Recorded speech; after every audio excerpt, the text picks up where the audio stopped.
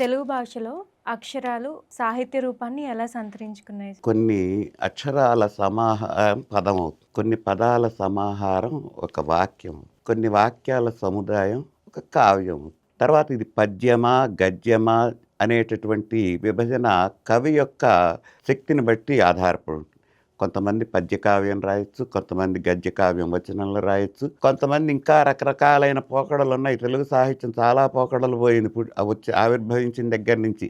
అందుకనే ఇందాక పద్యంలోనే ఉంది, నన్నపార్యుని ఇంట నడకే నేర్చుకుంది. నన్నయ్య గారు ఆంధ్ర మొదటి వాడు కాబట్టి, ఆదికవి కాబట్టి అక్కడ నడకే తెలుగు కన్యకి.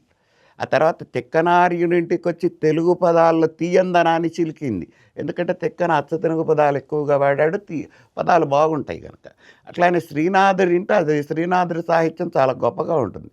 ఆ శ్రీనాథుడి ఇంట్లో ఇది సిగ్గులే పోయింది, మంచి మంచి కావ్యాలు రాశాడు ఆయన.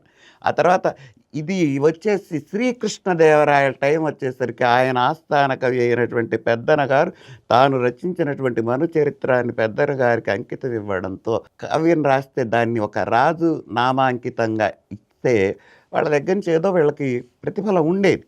అక్కడి నుంచి ఈ రాజులకు అంకితం ఇవ్వడం అయింది. కానీ రాయలవారు రాసిన ఆముక్తమాల్యద మాత్రం శ్రీ వెంకటేశ్వర స్వామికి అంకితం ఇచ్చారు. కావ్యాల అనేటటువంటివి ఎట్లా ఏర్పడతాయని ఎప్పుడు కూడా కొన్ని అక్షరాలు ఇందాక మొదటి చెప్పి కొన్ని అక్షరాలు కలిపి పదం అయితే, కొన్ని పదాలు కలిపి వాక్యం అయితే, కొన్ని వాక్యాలు కలిపి కావ్యం అవుతాయి. అందుకనే ఇవి కూడా ఎట్లా ఉండాలి, వాక్యాలు కూడా ఎట్లా పడితే అట్లా ఉంటే కావ్యం కాదు. వాక్యం రసాత్మకం కావ్యం. ఆ వాక్యం కూడా రసాత్మకంగా ఉంటేనే అవి కావ్య రూపు దాల్స్తుంది. ఆ విధంగా తెలుగు సాహిత్యంలో మంచి కావ్యాలు మనకి నన్నయ్య గారి మహాభారత ప్రారంభం నుంచి ఇప్పటి వరకు ఎంతమంది మహానుభావులు